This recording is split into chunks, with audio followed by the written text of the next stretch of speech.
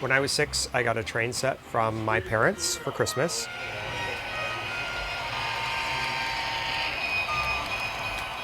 Boy, something about it, I was hooked. The first time I took that train out and I put it on the tracks and I watched it go around, I was totally hooked.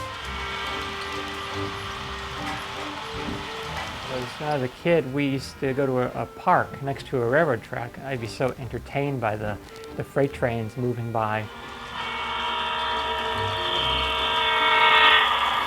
When you're so young and you see them move like that, it seems like magic, honestly.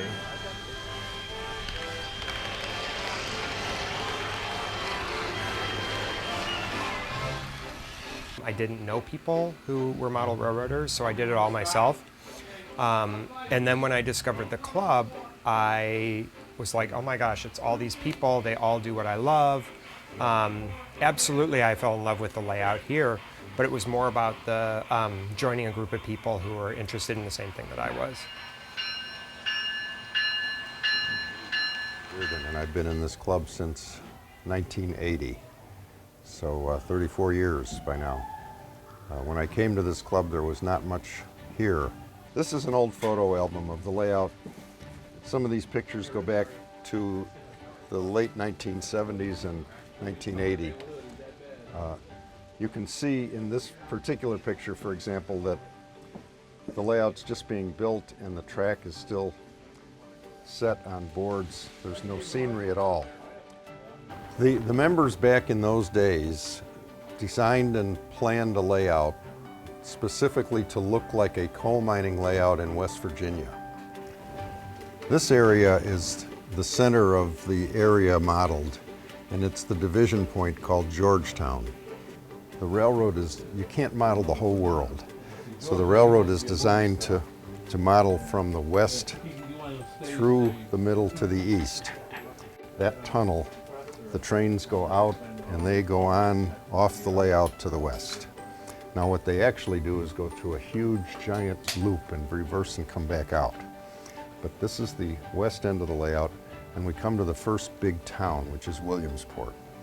From that point, the trains leave Williamsport and go up a long hill, and you can see that hill in the distance going up, up, up, and it goes all the way to the top of the layout, which is called Summit.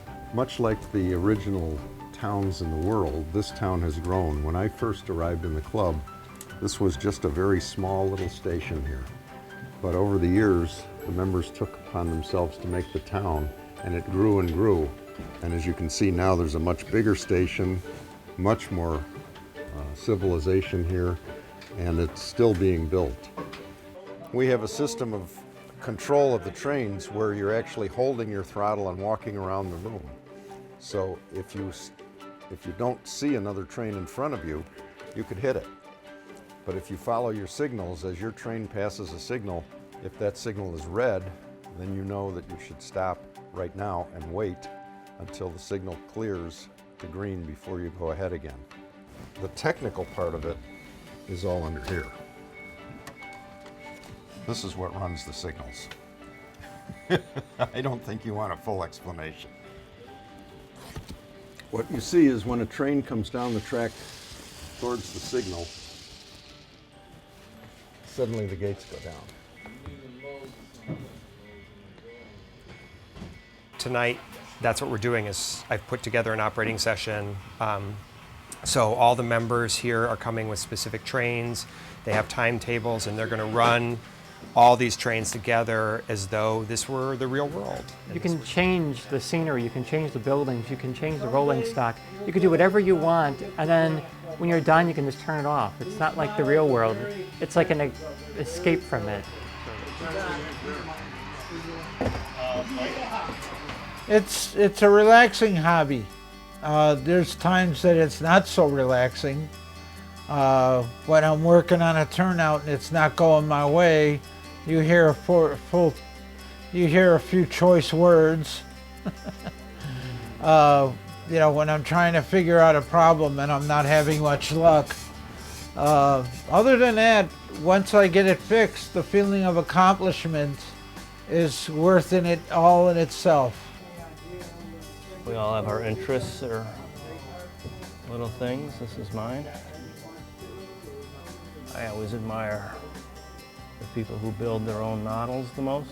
One of the fun things that I enjoy is putting little things on the layout, like there's animals, there's birds, there's people.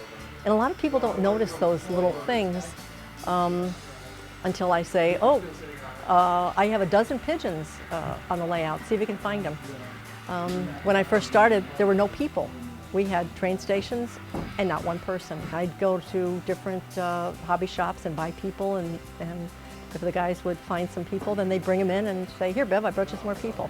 But when I came here the first time, I was just very happy with how everyone was so open to welcoming me and showing me how everything works. There was never any, I'm sorry, I'm too busy. Or always, sure, I'll show you how this works. It was always just such a great place to be. And being a member for 15 years and having everybody else in the family in the club, it gives us something to talk to, a common thing that we can all do and enjoy together. On a Friday night when you've had a rough week at work and you just want to do something to relax and unwind, it's fun to come to the club. Everybody in the club is wonderful, it's fun. They're more than just people that you run trains with, they're friends. I think it's just the ability to make to make an entire world in miniature, and the trains are practically the only part of that world that is actually moving. And the trains add to that world. And yeah, you can get that with like other forms of model building, like you build a miniature town, but if you put a train there, that is kind of what really makes it come to life, really. So Jesse has been a pretty shy kid, and coming here, I've seen him really blossom. When they have the open houses, he talks to the public, he greets people.